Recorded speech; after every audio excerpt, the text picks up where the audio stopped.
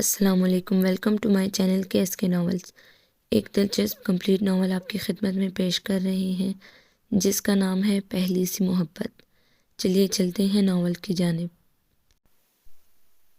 صبح کا تارا پوری شدت سے جگر جگر کرتے ہوئے اپنا وجود قائم رکھنے کی کوشش میں افق کے پار گم ہوا جا رہا تھا، اور رات کی سیاہیاں صبح سادی کی سفیدیوں میں گل گل کر مٹ رہی تھی۔ ایک لمبی سیاہ رات کا خوشگوار اختتام سنہری دن کی شکل میں ہونے جا رہا تھا، اور ایک مسافر کی لمبی مسافت اپنے انجام بخیر کو پہنچی تھی۔ میں سامان کی ٹرالی گھسیٹتا علامہ اقبال انٹرنیشنل ایئرپورٹ کے لاؤنج سے باہر نکلا تو ایک خوشگوار صبح بائیں پھیلائے مجھ سے معانقہ کرنے کو تیار تھی کہ فی الحال اس وقت میں سوائے اس خوشگوار صبح کے اور کسی سے معانقہ نہیں کر سکتا تھا۔ سرپرائز دینے کا ایک یہ نقصان لمبی مسافت طے کر کے آنے والے کے لیے کافی نہیں بہت بڑا ہوتا ہے کہ سفر کے اختتام پر کوئی اپنا پرجوش اپنائیت لیے بائیں پھیلائے آپ کو اپنے استقبال کو نہ ملے، اور اس نقصان کو میں نے خود اپنے لیے منتخب کیا تھا، سو ملال بھی کم تھا۔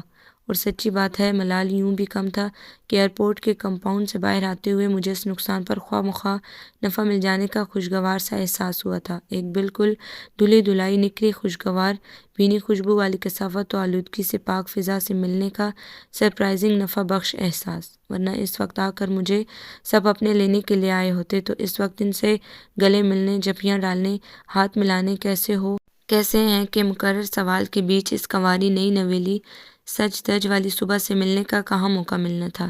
ٹیکسی پر سامان رکھوانے اور بیٹھنے تک میں پوری طرح اپنے پیارے وطن کی اس پیاری صبح کی نیم خنک خوشبودار اٹکھیلیاں کرتی باد نسیم کے عشق میں گرفتار ہو چکا تھا۔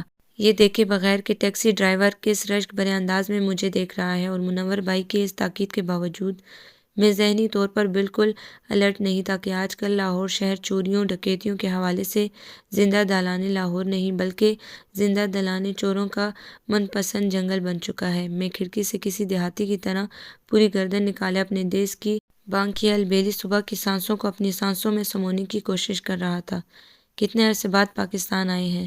میری اس بچکانہ بے صبری حرکت کو دیکھتے ہوئے ٹیکسی ڈرائیور نے قیاس کیا ہوگا کہ میں شاید زمانوں بعد ادھر لوٹا ہوں، 2.5 سال بعد۔ میں نے گہرا سانس لیتے ہوئے ٹھنڈی معطر ہوا سے بڑا سا گھونٹ بھرا اور ذرا سا سر اندر کرتے ہوئے اطمینان سے جواب دیا۔ ٹیکسی ڈرائیور لمحہ بھر کو حیران ہوا اور پھر ڈرائیونگ کرنے لگا۔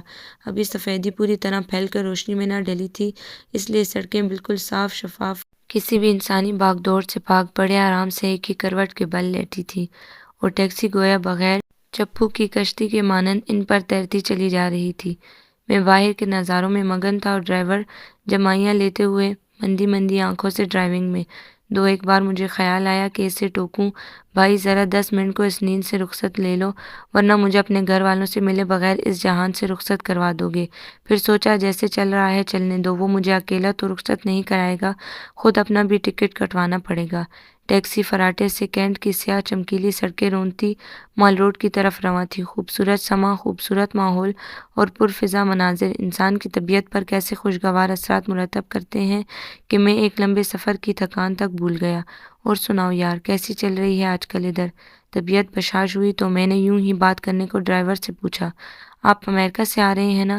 وہ مرر میں مجھے دیکھتے ہوئے سرخ ڈوروں والی نیند سے بوجھل آنکھوں کے ساتھ تکتے ہوئے الٹا پوچھنے لگا، ہاں نیو یارک سے؟ تو وہاں تو ہمارے بارے میں ہم سے زیادہ خبریں ہوتی ہیں، الٹا ہمیں ان سے پوچھنا چاہیے۔ انکل سیم، آج کل ہمارے ملک میں کیا چل رہا ہے؟ وہ زیادہ مفصل جواب دیں گے۔ ایک معمولی ٹیکسی ڈرائیور کے منہ سے ایسی ہوش مندی کی بات کی مجھے توقع نہیں تھی۔ اجی ہم تو وہ بد نصیب قوم ہیں جس کا وجود تو ادھر اس ملک میں چل پھر رہا ہوتا ہے اور سانسوں کا ریموٹ واشنگٹن اور نیو یارک کے قبضے میں ہوتا ہے۔ دفع کریں جی، کیا کرنا ہے اس موضوع کو صبح صبح نور کے تڑکے چھیڑ کر؟ جی جلانے والی بات، اس نے کہتے کہتے ایک ہاتھ اسٹیئرنگ سے اٹھا کر ہوا میں چلایا اور زیادہ تندہی سے گاڑی چلانے لگا۔ مہنگائی تو ادھر آج کل زوروں پر ہے، تم سناؤ تمہارا گزارا ٹھیک ٹھاک ہو جاتا ہے؟ میرے منہ سے غیر اختیاری سا سوال نکلا، اور سوال کرنے کے بعد اس کی کٹیلی نگاہوں سے مجھے احساس ہوا کہ یہ سوال تو پہلے سے بھی زیادہ تکلیف دہ اور جلا کٹا ہے۔ رب سونے کا احساس ہے، ہمارے محنت کی کمائی میں وہ برکت ڈال دیتا ہے، 4 کی جگہ 2 روٹیاں کھا کر پیٹ بھرا بھرا سا محسوس ہونے لگتا ہے، نہ بھی ہو تو خود کو محسوس کروانے کی کوشش میں کامیاب ہو جاتے ہیں، تو یہ اس کا احسان ہی ہوا نا۔ ہاتھ پیر سلامت ہے، محنت کر رہے ہیں، نہ چوری کرتے ہیں، نہ ڈاکہ ڈالتے ہیں، نہ ایسا کبھی کوئی شیطانی خیال دماغ میں آیا۔ سو رات کو 2-3 گھنٹے ہی صحیح سکون کی میٹھی نیند سوتے ہیں، شکر ہے اس کا۔ ٹیکسی ڈرائیور کا انداز عجیب بے نیازانہ سا تھا۔ کبھی باہر جانے کا خیال نہیں آیا۔ گاڑی اب جی پی او کی پرشکوہ عمارت کے پہلو سے گزرتی ہوئی جین مندر کی طرف بڑھ رہی تھی۔ بائیں طرف ہائی کورٹ کی عمارت کی پیشانی پر بنا ترازو بے بسی سے سڑک پر گزرنے والوں کا دن بھر منہ تکا کرتا تھا۔ میں بھی بس لمحہ بھر کو اس کی طرف دیکھ سکا۔ پہلے آتا تھا، اب نہیں، اس نے سر جھٹک کر کہا۔ اب کیوں نہیں؟ میں نے قدرے دلچسپی سے پوچھا۔ اب جو پاکستانی ساری دنیا میں ننگے ہو گئے ہیں، اپنی حکومت نے دہشت گردوں کے نام پر پکڑ پکڑ کر معصوم لوگوں کو ان کے حوالے کر کے ان کی ہمدردیاں لینے کے بجائے ان کی عمر بھر کی دشمنی خریدی ہے۔ اس کے بدلے جو سلوک پاکستانیوں کے ساتھ دوسرے ملکوں کی حدود میں داخل ہونے پر ہوتا ہے، اسے دیکھ کر تو جی کانوں کو ہاتھ لگاتے ہیں، سو بار اللہ توبہ کرتے ہیں۔ ادھر کی روکھی سوکھی وارے میں ہے، ہم ایسے ڈالروں اور پونڈوں سے باز آئے جن کے بدلے کپڑے اتار کر نکڑ نکڑ پر تلاشی دینے پڑے۔ عزت آبرو کے ساتھ اپنے ملک میں سر اٹھا کر چلتے ہیں، کوئی انگلی اٹھائے تو سینہ تان لیتے ہیں۔ آدمی کو جینے کے لیے ڈالروں سے زیادہ عزت نفس کی ضرورت ہوتی ہے، وہ اللہ کا شکر ہے بہت نہ سہی تھوڑی بہت ادھر مل ہی جاتی ہے۔ باہر کے لالچ میں اسے بھی گوا دے۔ وہ مجھے ٹیکسی ڈرائیور کم کوئی دانشور زیادہ لگ رہا تھا، اس کی سچی باتوں نے مجھے چپ کرا دیا۔ سامنے چوبر جی کے 4 مینار بڑی شان سے سر اٹھائے کھڑے تھے، صرف ان کے سر ہی اٹھے تھے، ورنہ کہن سالی اور خستہ حالی نے جو ان کا رنگ روپ اڑا رکھا تھا، ذرا جو سر جھکا کر خود کو دیکھ لیتے تو شاید اپنے ہی قدموں پر ملبے کے ڈھیر کی صورت میں پڑے ہوتے۔ یوں بھی ملبے کو ملبہ بنانے میں دیر کتنی لگتی ہے۔ ان خوبصورت تاریخی میناروں کو یوں اجڑی پجڑی بے رنگ سی حالت میں ندمت سے سر اٹھائے دیکھ کر مجھے حقیقتاً دکھ ہوا۔ میرے بچپن کے دنوں میں ان کی ایسی خستہ حالت ہرگز نہ تھی۔ میرے بچپن کی یادوں میں ان کا خوبصورت تصور موجود تھا۔ میں اسی تصوراتی نقشے کو سوچنے لگا۔ راؤنڈ اباؤٹ کے گرد گھوم کر ٹیکسی اب راج گڑھ کی گلیوں کا رخ کر چکی تھی۔ میرا دل زور سے دھڑکا۔ منزل اب 2 گام ہی تو رہ گئی تھی۔ صبح سویرے کی سرگرمیاں ابھی پوری طرح سے متحرک نہیں ہوئی تھی۔ دکانیں بند تھیں اور ان کے شٹر گرے دروازوں کے آگے کہیں کہیں کوئی مزدور منہ سر لپیٹے سو رہا تھا اور کہیں کوئی کتا اونگ رہا تھا۔ بھولی بلیاں میاؤں میاؤں کرتی گلیوں کے اور دکانوں کے تھڑوں کے نیچے سے آ جا رہی تھی۔ بس یہاں سے دائیں طرف موڑ لو، میرے گھر کی گلی آ گئی تھی۔ میں نے ذرا سا پرجوش ہو کر سیٹ پر آگے کھسکتے ہوئے ڈرائیور سے کہا۔ اگلے لمحے گاڑی سرکتی ہوئی اس گہرے بھورے تھوڑا رنگ اڑے لکڑی کے دروازے کے آگے رک گئی تھی۔ میں نے نیچے اتر کر سامان اتروایا، ٹیکسی والے کو کرایہ دے کر دروازے کی بغل میں گھنٹی کے بٹن کو دبا دیا۔ بھا جی، یہ 50 روپے زائد دے دیے آپ نے، ٹیکسی والا جاتے جاتے رکا۔ یار، ایئرپورٹ پر کوئی اپنا نہیں ملا، تم اپنے ملے تو دیکھ کر خوشی ہوئی، پھر تمہارے ساتھ سفر بھی اچھا کٹا۔ بچوں کے لیے شام کو کوئی میٹھی چیز لے جانا، کہنا ان کے چاچے نے بھیجی ہے۔ اور یہ بھی، میرے کوٹ کی جیب میں چاکلیٹ کا بڑا پیک بند ہی پڑا تھا، سوچا تھا راستے میں کھاؤں گا، اس کی نوبت نہیں آئی۔ وہ پیکٹ پکڑتے ہوئے متذبذب سا ہوا۔ میں نے اصرار کیا تو شکریہ ادا کرتے ہوئے ٹیکسی میں بیٹھ کر چلا گیا۔ میں ایک معمولی سے ٹیکسی ڈرائیور پر اتنا مہربان کیوں ہوا؟ مجھے خود پر حیرت سی ہوئی۔ واقعی کوئی اپنا نہ ملے تو اپنے وطن سے تعلق رکھنے والا کوئی بھی شخص ملے وہ اپنا ہی لگتا ہے۔ بھا منور تو صبح سویرے اٹھ کر موڑ کے تھڑے پر بیٹھ کر مسواک کرنے کے عادی ہیں، آج وہ بھی نظر نہیں آ رہے۔ میں نے ویران پڑی گلی کو قدرے تشویش سے دیکھا۔ اب تو اچھا خاصا دن نکل رہا تھا۔ پھر میں نے تیسری بار گھنٹی کا بٹن دبا دیا۔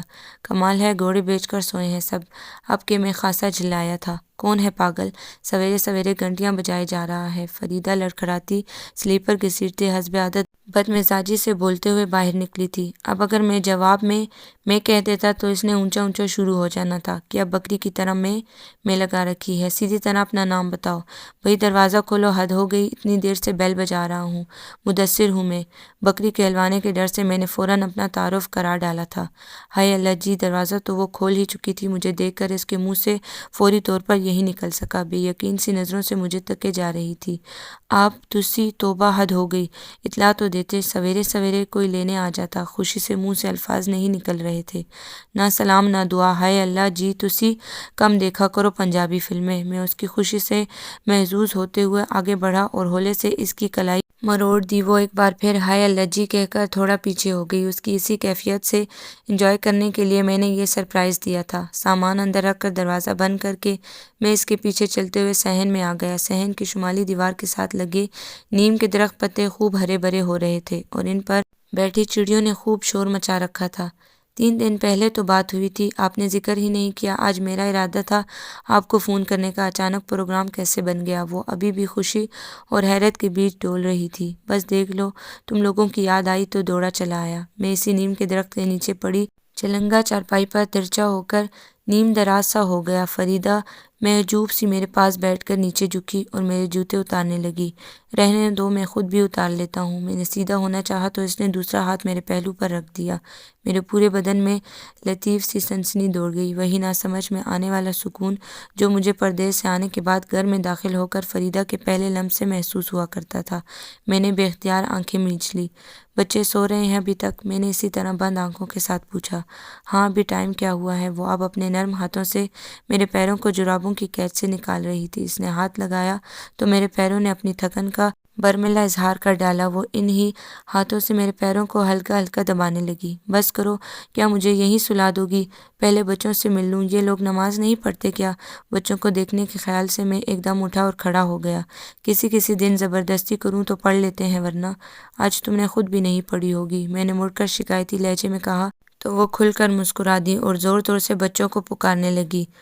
گڈو کے پیپرز شروع ہو گئے ہیں؟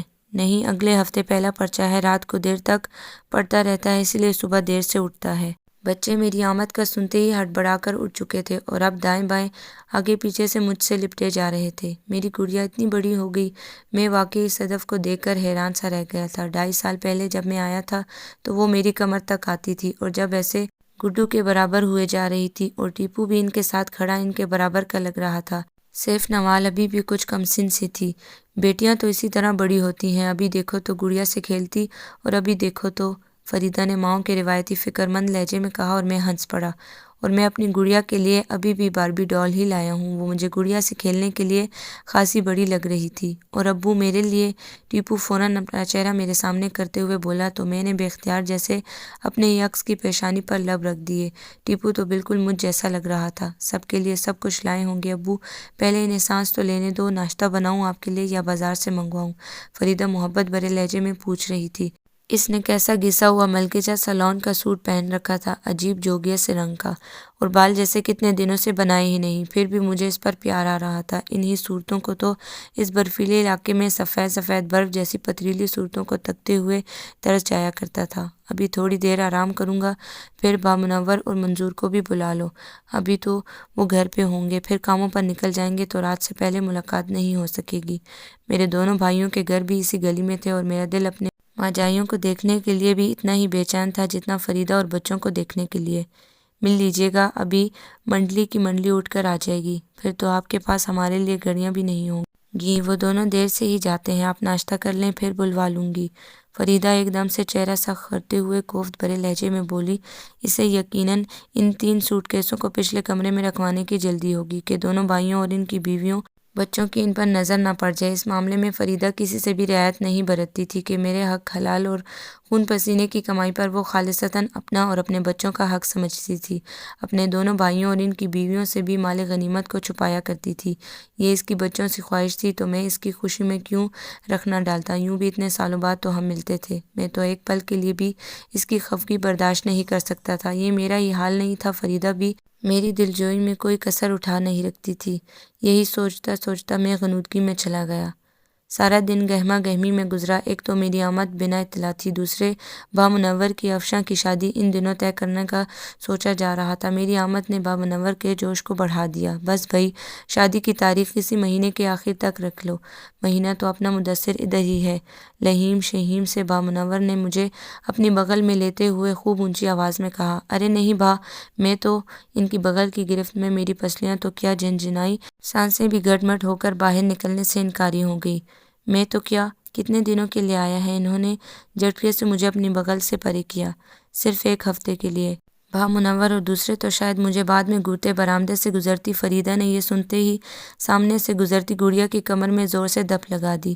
پڑھو مرو اندر جا کر، سارا دن ادھر تو میلہ لگا رہے گا۔ تم بھی دانت نکالتی، ڈیلے پھاڑتی، ادھر ٹکی رہو گی۔ فریدہ کی آواز اور الفاظ دونوں ہی ایسے کاٹدار تھے کہ صحن میں بیٹھی کہکے لگاتی محفل کی ہنسی یکلخت تھم گئی۔ چلو بھئی، کچھ دیر مدثر کو بھی آرام کر لینے دو، شام کو گپ شپ ہوگی۔ زبیدہ کو فون کر دیا تو نے مدثر؟ منور سب سے سیانے تھے، اگلے کا چہرہ دیکھ کر اس کے ارادے بھانپ لیا کرتے تھے۔ انہوں نے اٹھتے ہوئے محفل برخاست کر دی۔ ابھی کر دوں گا، ویسے میرا خیال تھا میں کل یا پرسوں جا کر خود ہی ملا تھا، 5-6 دن تو میں ہوں ادھر، میں نے تھوڑا شرمندہ سے لہجے میں کہا۔ فریدہ کبھی کبھی حد ہی کر دیتی تھی۔ میں کون سا روز یوں بھائیوں کی منڈلی سجا کر بیٹھا کرتا تھا، سالوں بعد تو یہ موقع ملتا تھا، وہ بھی نصیبوں کی بات۔ مجھے غصے کے ساتھ رنج سا بھی ہوا۔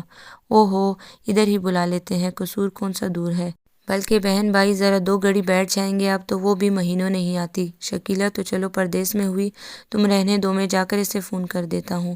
منور بات ختم کرتے ہوئے اپنے بیٹے اور دونوں بیٹیوں کو آگے لگائے باہر نکل گئے۔ بھرجائی پہلے ہی جا چکی تھی۔ فریدہ اب کچن میں برتن کھڑکھڑانے میں لگی ہوئی تھی۔ ان کھڑکتے برتنوں کا صاف مطلب مجھے اندر بلانا تھا، تھوڑا نخرہ، تھوڑی الفت جتانی، پر نہ جانے کیوں اس گھڑی میرے دل میں جیسے اداسی لہر لہر اتر کر اپنی تہیں جمانے لگی تھی۔ اسی ویڑے میں بیبے اور ابا جی کبھی اس چارپائی پر بیٹھ کر ہم تینوں بھائیوں اور دونوں بہنوں کو اونچی اونچی آوازوں میں بلایا کرتے تھے۔ اوپر والی منزل پر چاچا بشیر، ان کے 4 بچے اور بیوی رہتی تھی۔ ابے سے 3 سال چھوٹا تھا چاچا بشیر، زمانے بھر کا نکھٹو اور ناکارہ، سارا دن اوپر والی منزل پر برتن کھڑکتے یا تکفزی ہی رہتی تھی۔ تیسری منزل پر ابے کا چاچا شریف اپنی بیوہ بیٹی اور اس کے 3 بچوں کے ساتھ رہا کرتا تھا، یعنی اس 3.5 مرلے کے گھر میں 18 افراد رہا کرتے تھے۔ اور اوپر چوبارے میں بیبے کا نشئی بھائی ماموں طفیل فالتو کاٹ کباڑ کے ساتھ دن رات منہ کھول کر ہاتھ پیر چھوڑے سویا رہتا تھا۔ ہمارے گھر کے 2 کمرے، یہ مٹی کا صحن اور برآمدے میں کھلا باورچی خانہ، خاندان کے اچھے گھروں میں شمار ہوتا تھا۔ اپنے بھائی کے برعکس ابا میکینک تھے۔ اپنی کوئی باقاعدہ دکان تو نہیں تھی، پر سارے علاقے کو معلوم تھا یہ سراج الدین بجلی کا بڑا اچھا میکینک ہے۔ اس وقت چونکہ بجلی کے اتنے آلات نہیں تھے، موٹریں اکا دکا بلکہ نہ ہونے کے برابر لگی تھی۔ محلوں میں سرکاری پانی کی فراوانی تھی، سو ابا کی کمائی تو زیادہ نہ ہوتی، مگر پھر بھی ہمارا گزارا اچھا ہی ہو جاتا۔ محلے میں ہونے والی ایک آدھ شادی میں بتیاں لگانے کا کام مل جاتا تو چند دن کام کے بغیر بھی اچھے گزر جاتے۔ ہم سب ابا اور ابے کی کمائی کو یوں ہی سمجھا کرتے تھے۔ بیبے تو اکثر تانے بھی دیا کرتی تھی، جا جا کر دیکھ لوگوں نے گھروں میں کیا ریل پھیل لگا رکھی ہے۔ اوپر تیرا بھائی بشیر موسم کی پہلی سبزی، پہلا پھل، خواہ کتنا مہنگا کیوں نہ ہو، اس کے گھر آتا ہے، اور ہم جب وہ پھل سبزی موسم کے درمیان میں ٹکے ٹکے سیر بک رہا ہوتا ہے تب نصیب ہوتا ہے۔ تو ہمارے لیے کرتا کیا ہے؟ منورے کو پنچ کرا کے اٹھا لیا۔ یہ مدثر اور منظور رو رو کے 5ویں کر لیں تو انہیں بھی گھر بٹھا کر مکینکی سکھا دینا، نہیں تو منورے کی طرح بیٹھے منجیاں توڑا کریں گے۔ کوئی 4 دن ہم بھی اچھے دیکھ لیں۔ یہ شاید بیبے کا ناشکرا پن تھا کہ 4 دن اچھے آتے، اللہ نے ناراض ہو کر ان گئے گزرے موافق دنوں کو بھی ہمارے بیچ سے اٹھا لیا۔ میں 9ویں میں تھا اور منظورہ 7ویں میں۔ منور نے چاچا بشیر کی الفت سے خوب الفت بڑھانے کے بعد گھر میں تڑیاں دھمکیاں لگا کر ابے اور بیبے کو شادی پر راضی کر لیا تھا، اگرچہ ابھی تک منور نے کام کے نام پر کبھی تنکا دوہرا نہیں کیا تھا۔ چاچا بشیر کے اچھا سوچتے ہیں کا جواب سن کر ابے نے منور کو کسی دکان میں نوکر رکھوا دیا۔ پہلی تنخواہ آئی تو بقول اماں کے شریکوں کے منہ بند ہو گئے اور چاچے بشیر کو بغلیں جھانکتے ہوئے ہاں کرتے ہی بنی۔ الفت اوپری منزل سے نیچے آ گئی اور ہمارا گھر جو پہلے ہی سکڑ سکڑ کر 2 کمروں میں گزارا کر رہا تھا، ایک کمرے میں آ گیا۔ ابا اور بیبے مستقل برآمدے میں منتقل ہو گئے۔ ان ہی دنوں ابا نے اپنے رشتے کی بہن کے گھر زبیدہ کا رشتہ طے کر دیا۔ تاریخ رکھی تھی کہ ایک گھر میں موٹر ٹھیک کرتے ہوئے ابے کو جو بجلی کا جھٹکا لگا، اس کا دوسرا سانس نہ نکلا اور ہمارے گھر سے وہ گئے گزرے دن بھی اٹھ گئے۔ زبیدہ کی شادی میں گھر کے بس 2-4 بانڈے بکنے سے رہ گئے اور جو قرض چڑھا وہ علیحدہ۔ ابے کی جدائی، معاشی ابتری اور گھر میں بڑھتی ہوئی الفت کی زور آوری نے بیبے کو مستقل چارپائی پر ڈال دیا۔ میں 10ویں بھی مکمل نہ کر سکا اور منظور نے 7ویں بھی نہ کی۔ مجھے شروع سے ابے کے کام سے دلچسپی تھی اور میں بچپن سے اکثر ساتھ ہی جایا کرتا تھا۔ فیوز لگانا، پنکھا لٹکانا، bulb, tube light, motor fit کرنا، شادی بیاہ میں بتیاں لگانے کے لیے کنیکشن کی تاریں کہاں جوڑنا ہے، سب ابے کی سکھائے بغیر ہی سیکھ گیا تھا اور پتہ بھی نہیں چلا کب لوگ سراج الدین کے دروازے پر آ کر مدثرے کی آوازیں لگانے لگے اور میں اپنا ٹول باکس وہ پیچکسوں، ٹیسٹر اور دوسرے اوزاروں کا تھیلا اٹھا کر ان کے ساتھ نکل پڑتا۔ با منور کی ہٹ حرامی نے انہیں 2-4 ماہ سے زیادہ پہلی نوکری پر ٹکنے نہیں دیا۔ وہ 4 مہینے کام کرتا اور 8 مہینے گھر بیٹھ کر ماں اور بیوی کے مارکوں میں کبھی ایک فریق کا حامی بن کر جوتے تانے کھاتا تو کبھی دوسرے کی لاتیں۔ اب گھر کی ساری ذمہ داری خود بخود میرے کندھوں پر آ گئی تھی۔ فریدہ مام صدیق کی تیسرے نمبر والی بیٹی تھی۔ اس سے پہلے 2 بھائی اور بعد میں ایک بہن تھی۔ وہ خود کیسی تھی مجھے اس کا احساس انہی دنوں ہوا جب وہ بہانے سے مامی کے ساتھ بن ٹھن کر بیبی کی خیریت پوچھنے اور الفت بھابھی سے ہونے والے مارکوں کی تفصیل جاننے کے لیے آیا کرتی تھی۔ سوکھی چوہیا جیسی چوٹی کو اپنے بالوں سے دگنے باری پراندے میں لپیٹے فریدہ میں کوئی خاص بات نہیں تھی، پر اس کی غلافی موٹی موٹی آنکھیں اس کے سوکھی ہڈیوں کے ابار والے رخساروں اور بڑے سے دہانے کے سارے عیب کو انوکھے سے پرسوز حسن میں بدل دیتی تھی۔ ان آنکھوں نے مجھے ان دنوں ڈسٹرب کرنا شروع کر دیا جب مجھے عشق محبت کے معنی معلوم تھے، نہ ان کو پالنے کا وقت۔ پھر بھی قدرت نے جیسے میرے معصوم جذبہ شوق کو بھانپتے ہوئے فریدہ کو ہنگامی بنیادوں پر میرا نصیب بنانے کا فیصلہ لے ڈالا۔ بیبے کو ایک رات دل کا دورہ پڑا۔ دورہ تو معمولی تھا پر اس کے نفسیاتی اثرات بڑے سنگین تھے، اور نامعلوم میرا بیبے پر کیا بار تھا کہ اس نے اگلے 2 دنوں میں اس جان لیوا دورے سے سنبھلتے ہی شام و شام بھائی کی منت ترلے کر کے میرا اور فریدہ کا نکاح پڑھوا دیا۔ منظور اور الفت کو بیبے کے ساتھ وہ دوسرا کمرہ چھوڑ کر برآمدے میں اپنے بستر لگانے پڑ گئے۔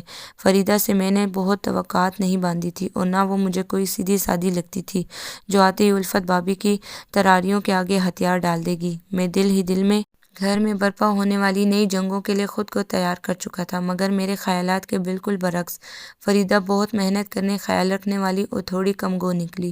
اپنے طبقے کی دوسری لڑکیوں سے خاصی مختلف، یہ مجھے خاصی خوشگوار سی حیرت ہوئی، اور بیبے اسے سراسر میری خوش قسمتی گرانتی تھی۔ اور میں جس دورے کو معمولی جان رہا تھا وہ میری شادی کے تیسرے مہینے بیبے کی جان لے گیا، اور برآمدے میں شکیلہ اور منظور کی چارپائیاں رہ گئیں۔ برآمدے کی اس سونے منظر کو یاد کرتے میری آنکھوں میں نمی اتر آئی۔ میں آنکھیں مسل رہا تھا جب فریدہ کسر پسر کرتی ناراض چہرہ لیے میرے پاس آ کر بیٹھ گئی۔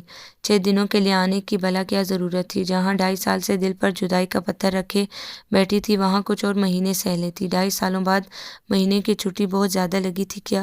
وہ ناراض لہجے میں شکوہ کرتے ہوئے مجھے اس لمحے کتنی اپنی سی لگی تھی، بالکل اولین دنوں جیسی، جب مجھے رات کو کسی تقریب میں کام کی وجہ سے دیر ہو جاتی تو وہ بے چین سی برآمدے اور صحن میں بہانے سے چکراتی رہتی۔ میں وہاں ملازم ہوں میری جان، کوئی اپنا بزنس نہیں کہ اپنی مرضی سے جب چاہوں مہینے کی چھٹی لے کر آ جاؤں، مجبوری ہے۔ میں نے اس کا ہاتھ اپنے ہاتھ میں لیتے ہوئے نرمی سے کہا۔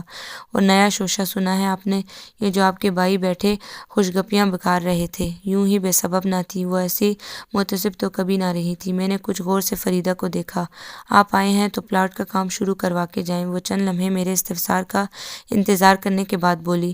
اتنے دن تو نہیں ہوں میں ادھر، میں نے ذرا افسردگی سے کہا۔ آپ کے بھائی صاحب منور با نے سارے خاندان میں پھیلا دیا ہے کہ مدثر اپنا یہ والا گھر مجھے دے جائے گا۔ اس کی تو گلبرگ میں کوٹھی تیار ہو رہی ہے، اس نے اس کھنڈر کا کیا کرنا ہے؟ خریدنا اس ملبے کو کسی نے ہے نہیں، میرے بچے جوان ہیں، کب تک کرائے پر لے کر دھکے کھاتا رہوں؟ اس بار مدثر آئے گا تو اپنے نام پر گھر کروا لوں گا۔ فریدہ چبا کر بول رہی تھی۔ اس کی بات سن کر لمحہ بھر کو میں بھی چپ سا رہ گیا۔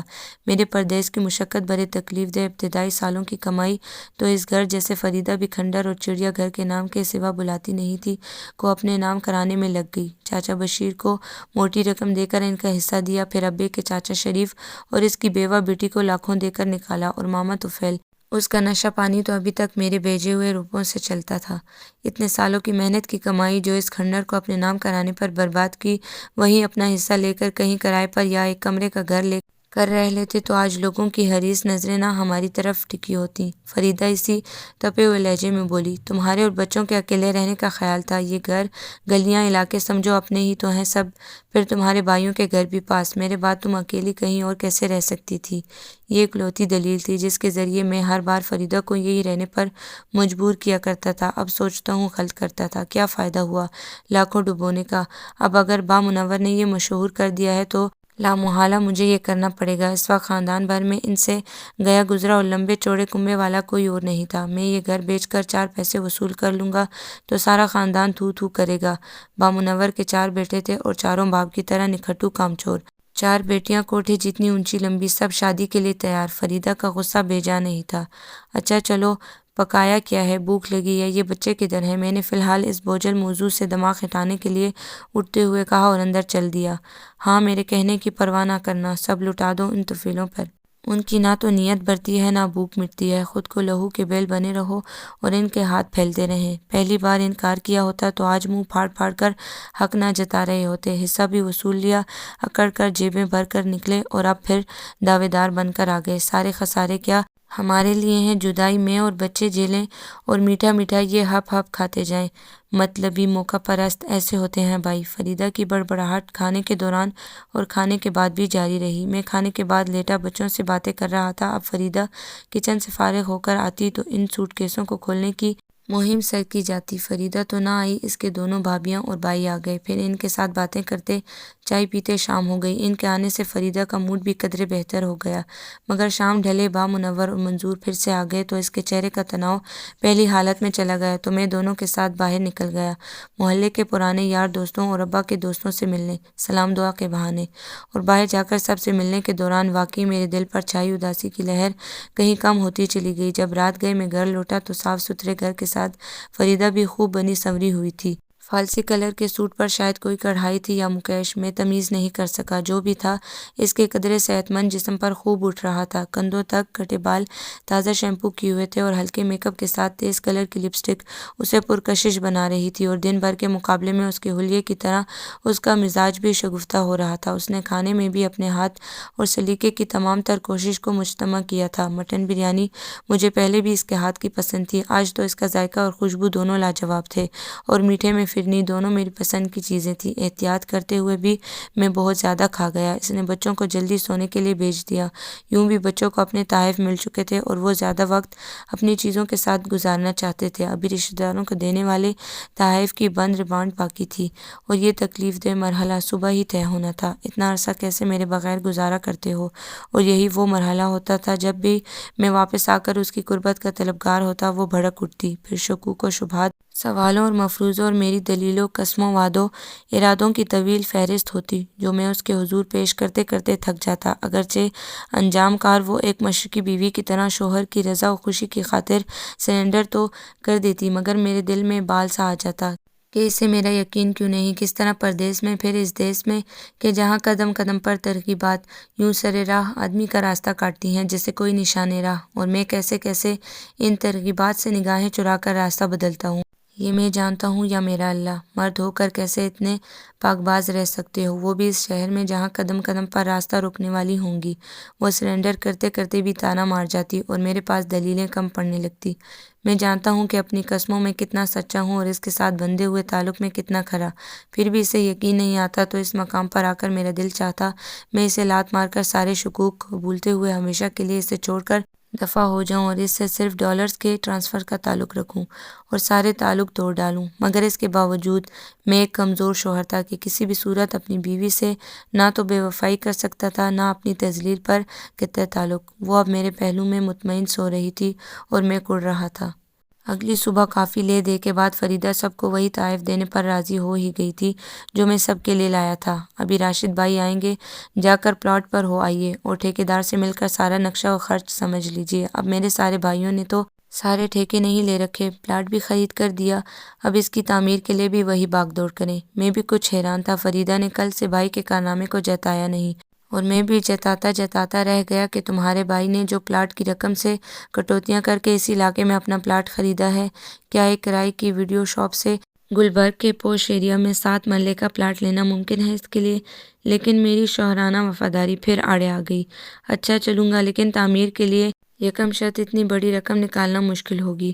تم سے کہا تھا 10-12 مرلے کا پلاٹ لے لو، مگر تم نے تو کنال کا لفظ منہ سے نکالا اور پورا کر کے چھوڑا۔ اب اس کنال پر گھر بنانا آسان کام ہے؟ میں چپ رہنے کا سوچ کر بھی کہہ گیا، ہاں تو ساری زندگی اس چڑیا گھر میں گزاری ہے، آثار قدیمہ کے کھنڈر میں، کہ برسات ہو یا گرمیوں کی آندیاں دل ڈرتا ہی رہتا ہے کہ یہ ملبہ ہمارے اوپر آ کر ابھی ہمارا مقبرہ بنائے کہ بنائے۔ اب اگر اتنی دشواریوں کے بعد اللہ نے موقع دیا تو بندہ اتنا گھر تو لے کر کھل کر سانس آ سکے۔ ساری زندگی تو سہم سہم کر گزار دی، ایک خوشی تم میری پوری نہیں کر سکتے۔ بہن بھائی کے منہ سے نکلا ہر غلط سلط لفظ بھی تمہارے لیے حدیث۔ وہ حسب توقع نان سٹاپ بولتی چلی گئی۔ میرے سیل فون کی بیل بج رہی تھی، میں جان چھڑا کر اٹھ گیا۔ جی جی حاجی صاحب خیریت سے پہنچ گیا؟ جی اللہ کا شکر ہے جی اچھا اچھا جی نکل جاتا ہوں جی میں بس ابھی روانہ ہوتا ہوں گاڑی تو نہیں ہے چلے کر لوں گا بس میں ابھی گھنٹے بھر میں روانہ ہوتا ہوں آپ فکر نہ کریں جی جی ٹکٹ تو میری بھی کنفرم ہے واپسی کی منگل کو ٹھیک ہے جو آپ کا حکم میں پہنچتے ہی آپ کو خبر کرتا ہوں آپ پریشان نہ ہوں اللہ بہتر کرے گا اللہ حافظ میرے بولنے کے دوران ہی فریدہ اٹھ کر میرے پاس چلی آئی کہاں کدھر نکل رہے ہیں ابھی وہ بہت سارا غصہ دبا کر پوچھ رہی تھی میں ذرا گجرانوالہ جا رہا ہوں شام تک آ جاؤں گا تم کھانا اچھا سا پکا لینا اور یہ سامنے بچوں والا کمرہ تیار کر دینا حاجی صاحب کی بیٹی اور بیوی آئیں گی میرے ساتھ وہ یہاں کسی فوتگی پر آئی تھیں ان کی واپسی میرے ساتھ ہی ہے منگل والے دن کل ہفتہ ہے 4 دن وہ ادھر ہی رہیں گی ان کی مدارت میں کوئی کسر نہیں رہنا چاہیے پتہ ہے نا تمہیں میں اسے جلدی جلدی کہتے ہوئے الماری کی طرف اپنے کپڑے لینے کے لیے بڑھ گیا وہ کچھ حیران کچھ پریشان اور کچھ غصے میں لب بھینچے وہیں کھڑی رہی اب وہ حیران ہو یا غصے میں طوفان اٹھائے مجھے اس وقت اس چیز کی پرواہ نہیں تھی آخر میری روزی کا معاملہ تھا اس پر کوئی کمپرومائز نہیں ہو سکتا تھا اس کے بڑبڑانے بولنے خفا ہونے کی پرواہ کیے بغیر میں گھنٹہ بھر میں تیار ہو کر باہر نکل گیا رینٹ کار سے ایک گاڑی 4 دنوں کے لیے رینٹ پر لی اور پیٹرول پانی بھروا کر گجرانوالہ کی طرف روانہ ہو گیا بیوے کے بعد شکیلہ کی شادی منظور کے روزگار اور شادی کا مسئلہ خود بخود میرے ذمہ لگ گیا منور کو تو ان دنوں ایک ہی کام تھا بچے پیدا کرنا اور بیوی کی حمایت میں سب سے لڑائیاں کرنا میں نے مکینکی کا کام پارٹ ٹائم کرتے ہوئے ایک ویڈیو شاپ پر نوکری کر لی جہاں ان دنوں زیادہ تر شادیوں پر موویز بنانا وی سی آر اور ویڈیو کیسٹیں کرائے پر دینا شامل تھا وہ 2 نوکریوں کے باوجود بھی گزارا بہت مشکل سے ہو رہا تھا اوپر تلے 3 بچوں کی پیدائش نے میرے اپنے گھریلو اخراجات میں بے تحاشا اضافہ کر دیا تھا پھر بہن بھائی کی ذمہ داری منظور بھی بڑے بھائی کی دیکھا دیکھی کوئی کام ٹیک کر سنجیدگی سے نہ کرتا تھا یوں بھی ہمارے خاندان میں مردوں کی ہر ڈرامی ضرب المثل تھی انہیں کام کرنا دوبر لگتا ان دنوں جب میری تنگ دستی عروج پر تھی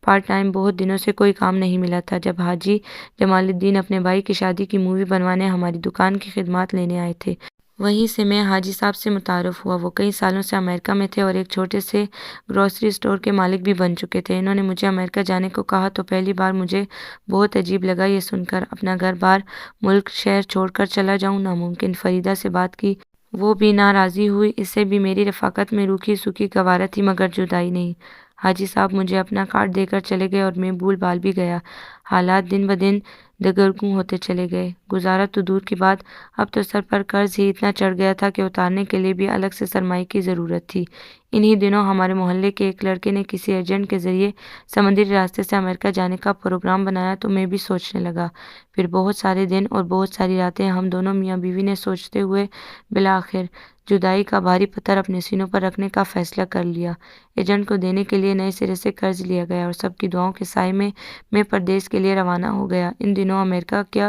کسی بھی یورپی ملک میں جانا اتنا جان جوکھوں کا کام نہیں تھا اچھی رقم دے کر بندہ قانونی طریقے سے جا سکتا تھا میں اور شکیل نیو یارک ہی پہنچے مگر ہمارے پاس نہ تو قانونی ویزا تھا نہ رہائش نہ روزگار چوری چھپے اسی ایجنٹ کے بتائے ہوئے بندوں کے پیچھے مارے مارے پھرتے بھوکے پیاسے پولیس سے چھپتے وہ چند مہینے میری زندگی کے تلخ ترین مہینے تھے 2-3 بار گھر خط لکھا جواباً فریدہ نے رو رو کر لکھا کہ آپ کسی طرح واپس آ جائیں ہمیں کچھ نہیں چاہیے ہم ادھر بھوکوں گزارا کر لیں گے آپ آ جائیں میں کشمکش میں پڑ گیا کہ شکیل پکڑا گیا میں اس کے ساتھ نہیں تھا اس لیے بچ گیا مگر کب تک پردیس کا ہراس کم نہیں تھا کہ پکڑے جانے کا خوف میں گڑ گڑا کر سجدے میں گرتا اللہ سے نیک وسیلے کی دعا کرتا شاید اسی دعا کا نتیجہ تھا کہ اچانک مجھے حاجی جمال الدین مل گئے انہوں نے میرے ان برے دنوں کے کانٹے یوں چن لیے جیسے کوئی دوا کسی درد کے مارے مریض کا درد چنتی ہے وہ دن اور آج کا دن حاجی صاحب کے احسانات کا پلڑا اونچا ہی ہوتا چلا گیا اب انہوں نے اگر مجھے یہ معمولی سا کام کہا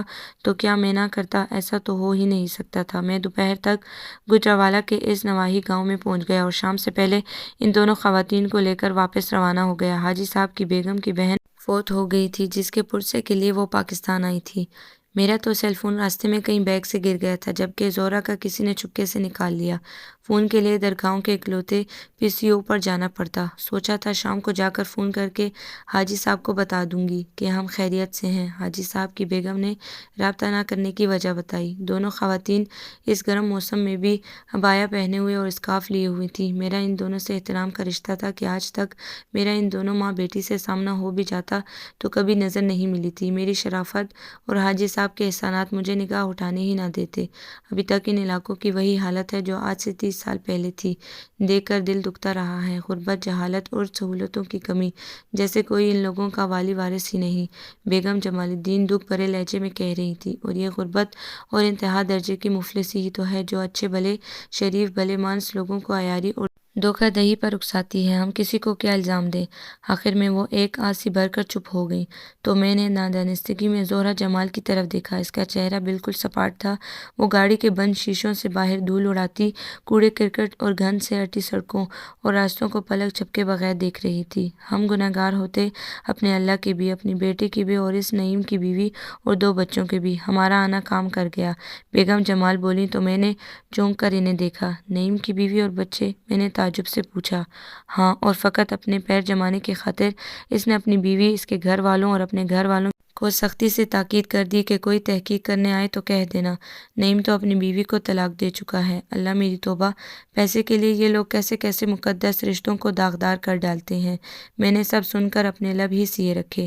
جھگڑتے بھی تو کس سے؟ پہلے ہماری بچی کے ساتھ دھوکہ ہوا، الٹا ہم نے ہرجانہ ادا کیا، اب اگر یہ نعیم…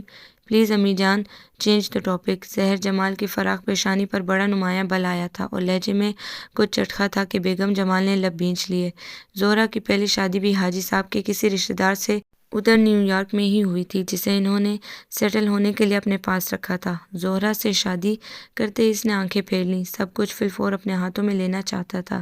جب زہرہ نے اس کے گھٹیا مطالبات والدین کے سامنے پیش کرنے سے انکار کر دیا تو وہ انسان سے شیطان بن گیا۔ ایسے ایسے تشدد اس پر کرتا رہا کہ حاجی صاحب کی بیان کرتے ہوئے داڑھی آنسوں سے بھیگ گئی۔ انہوں نے لاکھوں روپے اس لالچی گدھ کو دے کر اپنی بیٹی کی جان چھڑائی، اور اب یہ نعیم، یہ بیگم جمال کے رشتہ داروں میں سے تھا۔ پڑھا لکھا حاجی صاحب نے ہی بلوا کر نوکری دلوائی کہ خود منہ سے زہرہ کا رشتہ مانگ بیٹھا۔ وہ پہلے سے ڈرے ہوئے تھے، سو بیگم جمال کی بہن کی موت بہانہ بنی۔ انہوں نے دونوں کو نعیم سے بالائی پاکستان 1 ہفتے کے لیے بھجوا دیا اور اگلے روز گھبرا کر مجھے بھی روانہ کر دیا کہ کوئی مسئلہ نہ ہو جائے، اور مسئلہ ہو ہی گیا۔ نعیم بھی دوہرے چہرے والا نکلا، اوپر سے مہذب اور معصوم، اندر سے لالچ، حرص، طمع کا مارا ہوا۔ بیچاری زہرہ جمال۔ گھر کی گلی مڑتے ہوئے میں نے ایک تعصب بھری نگاہ زہرہ کے سادہ سے چہرے پر ڈالی اور گہرا سانس لے کر رہ گیا۔ اب میں سمجھی تم کیسے وہاں اتنے صبر سے بیٹھے رہتے ہو، 2.5 سال مڑ کر نہیں دیکھتے، مرد ہو کر ایسی برداشت، تبھی تو میرا دل یقین نہیں کرتا۔ مدثر میاں، تم تو چھپے رستم نکلے۔ ارے جب ہر گھڑی ایسا معصوم فتنہ صورت کے سامنے ہو تو کس کافر کو بیوی جیسی مدکوک چیز یاد آئے گی؟ بس آج مجھے صاف صاف بتاؤ، میں کون ہوں، کہاں ہوں، اور یہ کون ہے، اور تمہارے دل میں کہاں ہے، کہاں تک ہے؟ میرے فرشتوں کو بھی گمان نہیں تھا کہ فریدہ ایسا ہنگامہ کرے گی۔ اگرچہ یہ ہنگامہ رات گئے بند کمرے میں برپا تھا، مگر یہ کمرہ کوئی دنیا کے آخری کنارے پر تو تھا نہیں۔ اسی کمرے میں اس کی دیوار جوڑی تھی جس میں بیگم جمال الدین اور زہرہ جمال سو رہی تھیں، اور فریدہ کے پھٹے پانس جیسی آواز۔ میرے گھر کی منت واسطے سب بیکار۔ وہ تو پپری ہوئی شیرنی بنی ہوئی تھی۔ کیا کیا ہاتھ آیا مجھے بد نصیب کے؟ دیکھو دیکھو، اس جدائی نے میری کیا حالت کر ڈالی۔ لوگ ملتے ہی پوچھتے ہیں، فریدہ کوئی بیماری تو نہیں لگ گئی تجھے؟ اور میں نصیب و جلی کیا بتاؤں انہیں؟ مجھے وچھوڑے کا ساڑ لگا ہے، اپنے ہی شوہر کو اپنے ہاتھوں خود سے دور کر کے کیا ہاتھ آیا میرے؟ میرا بدروح بنتا جسم اسی کھنڈر میں پڑا گل سڑ رہا ہے، اور وہ ڈالر کمانے کے بہانے وہاں عیش کر رہا ہے۔ اسے تو کوئی بیماری، کوئی روگ نہیں لگا، بھلا چنگا مجھ سے دونا دوگنا پرشباب، اور میں کیا ہو گئی؟ آج راز ہاتھ لگا تمہارے اس اطمینان کا، دلاسوں اور جھوٹی قسموں کا۔ وہ اب رونا شروع ہو چکی تھی۔ خدا کا واسطہ ہے فریدہ، ایسی کوئی بات نہیں، میں اللہ رسول کی قسم کھاتا ہوں، تمہارے سر کی قسم۔ میں لجاجت سے دھیمی آواز میں کہتے ہوئے اس کے سر کی طرف ہاتھ بڑھانا ہی چاہتا تھا کہ وہ بدک کر یوں پرے ہوئی جیسے میں کوئی اچھوت ہوں۔ مر جاؤں گی کچھ کھا کر اگر تم نے مجھے ہاتھ بھی لگایا، جب تک ثابت نہیں کرو گے اس سونے کی کان سے تمہارا کوئی تعلق نہیں۔ وہ منہ زور بنی ہوئی تھی۔ کیسے ثابت کروں؟ میں بے بسی کی انتہا پر تھا، اور تنگ آ کر میں کمرے سے باہر نکل گیا۔ کچھ دیر صحن میں ٹہلتا رہا، پھر شکستہ قدموں سے سیڑھیاں چڑھ کر چھت پر آ گیا۔ اوپر شاید 14ویں کا چاند تھا، ہر طرف دودھیا چاندنی چھٹکی ہوئی تھی۔ خستہ حال اینٹوں کی منڈیروں والی چھوٹی سی چھت، جہاں پتنگیں اڑاتے لوٹتے میرے بچپن کی دوپہریں اور سپہریں گزری تھی، اس وقت کیسی اجنبی نظروں سے مجھے دیکھ رہی تھی۔ ٹہلتے ٹہلتے تھک کر میں سیمنٹ کے بنے ٹوٹے پھوٹے شینشین پر بیٹھ گیا۔ کچھ دیر فریدہ کے اشتعال پر غور کرتے جلتے کڑتے سوچتا رہا، پھر کب وہیں لڑک کر میری آنکھ لگ گئی مجھے پتہ بھی نہیں چلا۔ صبح سورج کی تیز کرنوں نے مجھے جھنجھوڑ کر اٹھایا تو تھوڑی دیر میری سمجھ میں نہیں آیا کہ میں ادھر کیسے آیا۔ پھر رات کا سارا منظر یاد آتے ہی میں تیزی سے نیچے زینے کی طرف لپکا۔ وہ بے وقوف عورت نہ جانے ان دونوں سے کیا بک بیٹھے، اور اس سے آگے میں کچھ سوچنا نہیں چاہتا تھا۔ نیچے مکمل خاموشی تھی، دونوں کمروں کے دروازے بند تھے۔ میں نے شکر کا کلمہ پڑھا اور صحن میں بنے غسل خانے کی طرف بڑھ گیا۔ پھر باقی کے 4 دن فریدہ کا موڈ اسی طرح سیخ پر چڑھے کباب کی طرح جلا بنا ہی رہا۔ اس کے مزاج کی یہ کیفیت دیکھ کر میں نے بھی اس سے دوبارہ نہیں چڑھا۔ پتہ نہیں بیگم جمال اور زہرہ کیا سمجھے کیا نہیں۔ بہرحال اگلے دن وہ اپنے عزیزوں سے ملنے چلی گئی اور تیسرے دن ہی واپس آئیں جب اگلی صبح ہماری روانگی تھی۔ میں نے ان دنوں میں پلاٹ کا نقشہ دیکھ کر پسند کر لیا تھا۔ گھر کی بنیادوں کا کافی کام میرے سامنے ہی ہو گیا۔ جتنے پیسے بینک میں ہیں اس سے بمشکل دیواریں کھڑی ہوں گی، باقی کے لیے کیا کریں گے؟ یہ واحد گفتگو تھی جو فریدہ نے ان 3 دنوں کی ناراضی کے دوران ذرا آرام سے کی تھی۔ دیکھتا ہوں جا کر، میں شکستگی سے بولا۔ حقیقتاً مجھے اس کے رویے نے بہت دکھ دیا تھا۔ وہ مجھے اتنا گرا ہوا سمجھتی ہے، اس کا مجھے علم نہیں تھا۔ بیگم جمال اور زہرہ نے اسے سونے کے سیٹ کا تحفہ دیا تھا جسے اس نے بڑی نخوت سے احسان کر کے لیا تھا۔ بعد میں نے اسے اشاروں کنایوں میں سمجھایا کہ اسے بھی جاتے ہوئے انہیں کچھ تحائف دینے چاہیے، مگر وہ انسنا کر کے پھرتی رہی۔ آخری شام میں خود ہی انارکلی جا کر ان دونوں کے لیے کپڑے پیک کروا کے لے آیا اور فریدہ کے ادھر ادھر ہوتے ہی بیگم جمال کو فریدہ کی طرف سے کہہ کر دے دیے۔ اس لمحے زہرہ کے چہرے پر کیسی زمانی مسکراہٹ تھی کہ میں خواہ مخواہ شرمندہ سا ہو گیا، اور یہ میری بدقسمتی کہ فریدہ کو ان تحائف کا علم ہو گیا۔ شاید چھوٹی گڑیا نے بتایا ہو۔ اس کے اندر جیسے کوئی منہ زور آتش فشاں کھولنے لگا۔ اب تم جا رہے ہو تو بہتر ہے وہاں سے کوئی فیصلہ مجھے لکھ بھیجو۔ میں تمہاری جدائی تو سہ سکتی ہوں پر اپنے سہاگ میں دوئی برداشت نہیں کر سکتی۔ دوسری عورت خواہ کسی بھی تعلق سے تمہارے نزدیک ہو، میں مر کر بھی گوارا نہیں کر سکتی۔ اور یہ بھی میری بدقسمتی تھی کہ میں نے فریدہ کو بتا رکھا تھا کہ حاجی صاحب کی بیٹی پہلے شادی کے بدترین تجربے کے بعد اسٹور کے آفس میں آ کر بیٹھنے لگی ہے اور میں اس کے اسسٹنٹ کے طور پر کام کرتا ہوں۔ اس نے میری بات کو یوں ہی لیا تھا کہ حاجی صاحب کی بیٹی کوئی عمر رسیدہ معمولی شکل کی یوں ہی سی عورت ہوگی، یا شاید آنکھ اوجل پہاڑ اوجل والا معاملہ تھا۔ اور اب زہرہ کو دیکھ کر تو وہ جیسے پاگل ہی ہو گئی تھی۔ شاید تصوراتی طور پر اس نے میرے اور زہرہ کے بیچ کوئی بہت ہی قریبی تعلق بھی بنا لیا تھا، اور میں اس خیال پر ہی لاحول پڑتا رہا۔ صد شکر کہ ہماری روانگی کا وقت آ گیا۔ فریدہ کی ناراضی اور غصے میں ذرا سا بھی فرق نہیں آیا تھا۔ مجھے تو پتہ ہی نہیں تھا وہ یوں دیوانوں کی طرح مجھے چاہتی ہے کہ مجھے تصور میں بھی کسی کے ساتھ شیئر نہیں کر سکتی۔ اس کے غصے پر مجھے غصہ بھی آ رہا تھا اور پیار بھی۔ اب جا کر حاجی صاحب سے کہوں گا مجھے 1 مہینے کی چھٹی دیں۔ میں اپنے گھر کا کام مکمل کروانا چاہتا ہوں اور اپنی اتنی محبت کرنے والی بیوی کے سارے گلے شکوے دور کرنا چاہتا ہوں۔ میں ایئرپورٹ روانہ ہونے سے پہلے دل میں ارادہ باندھ رہا تھا، اور مجھے نہیں پتہ تھا کہ ایک ارادہ قدرت بھی باندھ رہی تھی۔ میری زندگی اب شاید 6 مہینے ہے یا پھر سال بھر۔ ڈاکٹرز کا یہی کہنا ہے کہ پیٹ کا کینسر میرے سارے وجود میں پنجے گاڑ چکا ہے۔ سمجھ میں نہیں آتا، اگر میرے اللہ نے میری بیٹی کو یوں ہی تشنہ لب رکھنا تھا تو مجھے تھوڑی مہلت ہی زیادہ دے دیتا۔ سال 2 سال میں کیا کروں مدثر، میرے پاس وقت بہت کم ہے۔ حاجی صاحب ہماری آمد کے تیسرے دن میرے اپارٹمنٹ پر تشریف لائے تھے اور اسی طرح بیگی دھاڑی کے ساتھ کہہ رہے تھے، اور میں تو یہ انکشاف سن کر ہی پہنچکا رہ گیا تھا۔ یہ آپ کیا کہہ رہے ہیں حاجی صاحب؟ اللہ آپ کو سلامت، میں نے سنبھل کر کہنا چاہا۔ انہوں نے ہاتھ اٹھا کر مجھے روک دیا۔ آج تمہارے سامنے جولی پھیلا کر آیا ہوں۔ میری بیٹی جیسی بھی ہے تمہاری نظروں کے سامنے ہے۔ شرع کسی بھی مسلمان کو 4 شادیوں کی اجازت دیتی ہے۔ اگر وہ کفالت کر سکے، میرا سارا بزنس گھر سب زہرہ کا ہے۔ تم اسے اپنا تحفظ دے دو، میں قبر میں لیٹا بھی تمہارے لیے دعا کرتا رہوں گا۔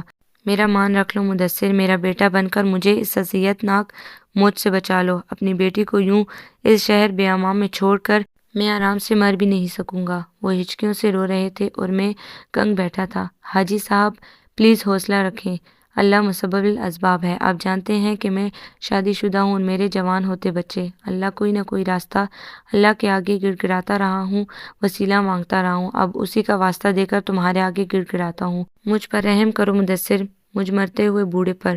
وہ جھک کر میرے قدموں پر ڈھیر ہونے کو تھے کہ میں نے لپک کر انہیں اپنی باہوں میں سمیٹ لیا۔ حاجی صاحب مجھے گناہ گار نہ کریں پلیز، میں سوچتا ہوں آپ کو سوچ کر جواب دوں گا، پلیز حوصلہ کریں، خود کو سنبھالیں۔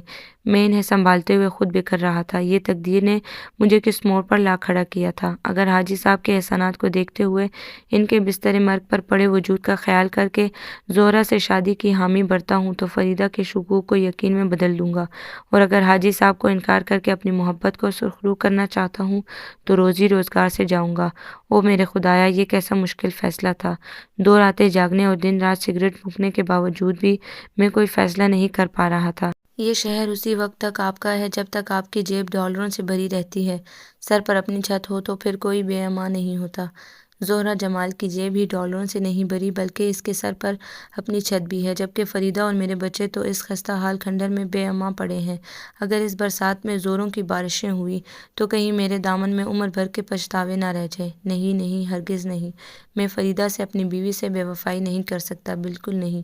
دوسری رات کے آخری پہر فیصلہ ہو گیا اور میں نے بیگ نکال کر اپنی پیکنگ شروع کر دی اور حاجی صاحب کو بتائے بغیر 2 دن بعد سیٹ ملتے ہی پاکستان کے لیے روانہ ہو گیا، اور مجھے خوشی تھی اس بات کی کہ یہ میرا پردیس سے اپنے گھر کی طرف حتمی سفر ہے۔ اب میرے اور میری بیوی بچوں کے بیچ کوئی سفر، کوئی دوری نہیں آئے گی۔ اس سرشاری نے ایک بار پھر مجھے مہہ پرواز ہونے کی طاقت دی تھی۔ کچھ دیر کے لیے میں حاجی صاحب کی بے بسی اور ان کے آنسو بھی بھول گیا، اور زہرہ جمال تو میرے خیالوں میں کہیں تھی ہی نہیں۔ پلاٹ اور یہ گھر بیچ کر ہم کوئی چھوٹا سا مناسب گھر لے لیں گے، اور جو سیونگ اکاؤنٹ میں 3 لاکھ روپے ہیں ان سے میں کوئی نہ کوئی چھوٹا موٹا کام شروع کر دوں گا تو کوئی مسئلہ نہیں رہے گا۔ بے حد مطمئن پرسکون سا ایک بار پھر فریدہ کے پہلو سے لگا ہوا اسے اپنی پلاننگ سے آگاہ کر رہا تھا۔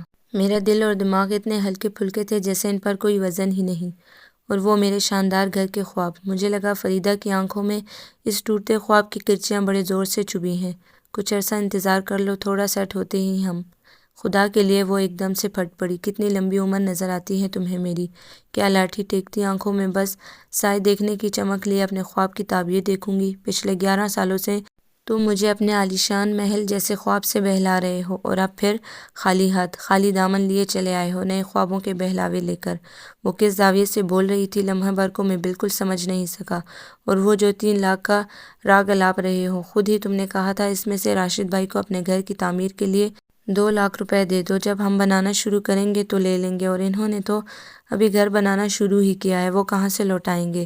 باقی 1 لاکھ سے کیا کرو گے ذرا بتاؤ؟ یہاں 1 1.5 مرلے کا 1 کمرے کا گھر 15 لاکھ میں مل رہا ہے، اور یہ کھنڈر جسے تم جاتے ہوئے اپنے بڑے بھائی جان کے نام کرنے کا وعدہ کر چکے ہو، وہ کیا تمہیں کرنے دیں گے؟ وہ بول رہی تھی کہ چٹخ رہی تھی، گیلی لکڑی کی طرح اس میں سے چنگاریاں اور دھواں نکل رہے تھے، اور میں ٹکر ٹکر آنکھوں میں چھپتے دھوئیں کی پرواہ کیے بغیر اسے دیکھے جا رہا تھا۔ اور بچے، ان کو جو پچھلے سال مہنگے ترین اسکولوں میں داخل کرایا ہے، 2 4 سالوں میں کالجوں میں، اور پھر ان کی شادیاں، ساری عمر تو کما کما کر بہن بھائیوں میں لٹاتے رہے ہو، اب اپنے بچوں کا ٹائم آیا تو کفایت شعری، قناعت اور روکھی سوکھی کے سارے درس یاد آ گئے۔ وہ ایک کے بعد ایک آئینہ تڑ تڑ توڑے جا رہی تھی، اور میں کسی بت کی طرح بے حس بیٹھا تھا۔ میری مسلسل چپ پر اس نے آخری حربے کے طور پر پھپک پھپک کر رونا شروع کر دیا۔ وہ روئے جا رہی تھی اور میری کچھ سمجھ میں نہیں آ رہا تھا، اسے دلاسا دوں تو کن الفاظ میں؟ اسے اس وقت لفظوں، کھوکھلے لفظوں اور غیر مرئی خوابوں کی ضرورت نہیں تھی، پھر کس چیز کی ضرورت تھی؟ میں نے خالی ذہنی سے اس کے بھیگے ہوئے چہرے کو دیکھا۔ تو کیا کروں؟ میری آواز کسی گہرے اندھے کنویں سے آتی تھی، آئی بھی تھی یا میرا وہم تھا؟ تم واپس چلے جاؤ، اس نے میرا وہمہ سن لیا تھا۔ واپس؟ میرے لب بدقت ہلے۔ ہاں، تم پہلی بار اپنی مرضی سے گئے تھے، اپنی خوشی سے، اس بار ہمارے لیے، اپنے بچوں کے لیے۔ اس نے پہلی بار جانے کو بھی میری خوشی قرار دے دیا۔ عورت بہت سارے تاوان، ذمہ داریوں کی صورت مرد کے کندھوں پر رکھ دیا کرتی ہے، اور واپس جانے کی قیمت معلوم ہے تمہیں؟ میں نے تلخی سے اسے دیکھا۔ ہماری گفتگو اسی مقام پر آ کر تھم گئی جہاں سے چلی تھی۔ لمحے ہم دونوں کے بیچ سائیں سائیں کرتے سرکنے لگے۔ تم جا کر زہرہ جمال سے شادی کر لو۔ میں تمہیں خوشی سے اجازت دیتی ہوں۔ مجھے امید تھی یہ بم پھوڑتے ہوئے وہ داڑیں مار کر روئے گی، مگر اس کا چہرہ سپاٹ تھا، آنسوؤں سے تھوڑا گیلا، تھوڑا خشک، مگر بالکل سپاٹ۔ تم زہرہ جمال سے شادی کر لو، اس نے یوں کہا تھا جیسے کہہ رہی ہو تم دوسرے کمرے میں جا کر سو جاؤ۔ اس کے سوا اور کوئی راستہ نہیں، نہ بتانا اپنے قبیلے کنبے کو، اور بتا بھی دو تو انہیں پرواہ نہیں ہونی چاہیے، جب مجھے پرواہ نہیں ہو تو۔ ہیں؟ اس نے ذرا دلبر سے انداز میں کہتے ہوئے انگلی سے میرے رخسار کو چھوا۔ میرا سر جھک گیا۔ ابھی یہاں کسی کو پتہ نہیں کہ تم آئے ہو، اور تمہارے حاجی صاحب کو بھی شاید نا علم ہو، اور اگر ہو بھی تو کوئی مضبوط بہانہ کہ بیوی مرتے مرتے بچی، اس کا پتہ کرنے گیا تھا، یا کہہ دینا وہ مر گئی۔ مر گئی، اس نے بے تاثر سے لہجے میں کہا۔ کچھ دیر مجھے دیکھتی رہی، پھر اٹھ کر باہر نکل گئی۔ عورت کیا چیز ہے اور مرد کا مقدر کیا ہے؟ مرد کا مقدر ساری زندگی عورت کی خوشی، اس کی رضا کے لیے بھیڑ چڑھتا رہے، اور پھر بھی بے وفا ہرجائی ہی کہلاتا رہے۔ یہ کیسا مقدر ہے مرد کا؟ سارے فیصلے ظالمانہ کھٹور فیصلے عورت کرے، پھر بھی وہی مظلوم کہلائے۔ مرد ظالم جابر، جیسے جیسے سب سنیں گے تو مجھ پر 100 بار لعنتیں بھیجیں گے کہ وفادار بیوی کو لات مار کر دوسری عورت کو دولت کی ہوس میں اپنا لیا۔ مجھ سے بڑا ظالم کون ہوگا، اور فریدہ سے بڑھ کر مظلوم کون؟ میں یہ سب کچھ جانتا تھا، فریدہ کے فیصلے کے آگے سر جھکانے کے باوجود سمجھتا تھا کہ میں خود پر کیا ظلم ڈھانے جا رہا ہوں، ساری دنیا کی ملامت سہنے جا رہا ہوں، اور اس ظالمانہ فیصلے کی ڈوری جس کے ہاتھ میں ہے وہ سب کی نظروں میں مظلوم ہوگی، بیچاری، بے بس۔ اور پھر بھی میں نے اس کے فیصلے پر عمل کیا۔ کھوٹ اس کی محبت میں تھا یا میرے ارادے میں؟ میری قسمیں بودھی تھی یا فریدہ کی محبت کمزور، یا ان دونوں سے بھی بڑی کوئی حقیقت ہے اس کرے عرض کی، اس دور کی سب سے بڑی حقیقت؟ عاشق کی پہچان محبوبہ کی محبت، بے لچک ارادے اور سچی محبت سے طاقتور۔ دولت کی حقیقت، ڈالر کی طاقت جس کے آگے فریدہ کی محبت سرنگوں ہو کر رہ گئی، اور میری قسمیں، وعدے، ارادے سب مٹی کا ڈھیر ہو گئے۔ میں جتنا سوچتا ہوں اتنا الجھتا ہوں۔ ان 3 ریشمی دھاگوں کی ڈور الجھتی جا رہی ہے، اور میرے ہاتھ، میرا دماغ ان 3 ریشمی الجھنوں کو سلجھاتے سلجھاتے لہو ہو رہا ہے۔ محبت، یقین اور دولت، ان میں سے کس کی ڈور سب سے مضبوط اور غالب ہے؟ وہ حقیقت جس کو مان کر میں اپنی بیوی، اپنے شہر، اپنے گھر اور گلیوں کو غیر معینہ مدت کے لیے الوداع کہہ آیا ہوں۔ آخر اس غیر متزلزل حقیقت کو میرا دل کیوں نہیں مان رہا؟ شاید محبت اور یقین کی کوئی بجھی ہوئی چنگاری سلگ رہی ہے، بجھ جائے گی، دولت کے ڈھیر کے نیچے دب کر وہ بھی بجھ جائے گی۔ میں نے تھک کر اپنا سر جہاز کی سیٹ سے ٹکا دیا اور آنکھیں بند کر لیں۔ آپ کو یہ ناول کیسا لگا؟ کمنٹس میں اپنی رائے ضرور بتائیں۔ اگر آپ چینل پر نئے ہیں اور چینل کو سبسکرائب نہیں کیا تو کائنڈلی چینل کو ضرور سبسکرائب کر لیں تاکہ نئی آنے والی ویڈیوز آپ کو ملتی رہیں۔ لائک اور شیئر بھی ضرور کریں۔